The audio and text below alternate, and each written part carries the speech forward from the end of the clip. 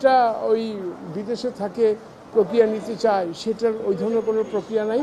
যার বিরুদ্ধে অভিযোগ চলছে উনি যদি নির্দিষ্ট তারিখে হাজির না হয়ে সময় চায় আইনজীবীর মাধ্যমে, তখন সেটা বিবেচনা করা হয়।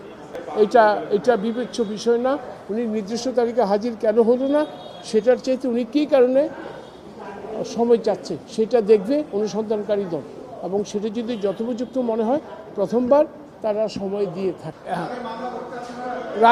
রাখেন ওনাকে যে 6 তারিখ হাজির হওয়ার নির্দেশ দেওয়া হয়েছে, ওইটা আমরা 6 তারিখেই দেখব উনি হাজির হলো কিনা, জিজ্ঞাসাবাদের সম্মুখীন হলো কিনা।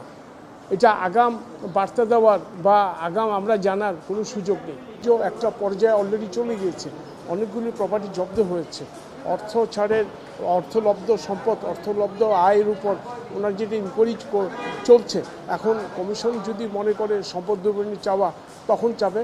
আপাতত কমিশন মনে করেছে এটাই আমি অনুসন্ধান করি।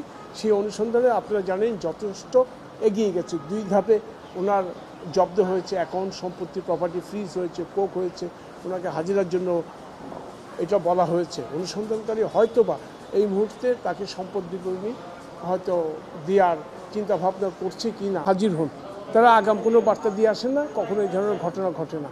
যাদের বিরুদ্ধে অভিযোগ অনুসন্ধান চলে, অভিযোগ অনুসন্ধান চলাকালীন সময় ওনাদেরকে যদি ডাকা হয় এবং ওনারা যদি আইনজীবীর মাধ্যমে এসে সময় চান, নর্মালি প্রথম দিকে সময় দেওয়া হয়, এরপরে আর সময় দেওয়ার সুযোগ থাকে না।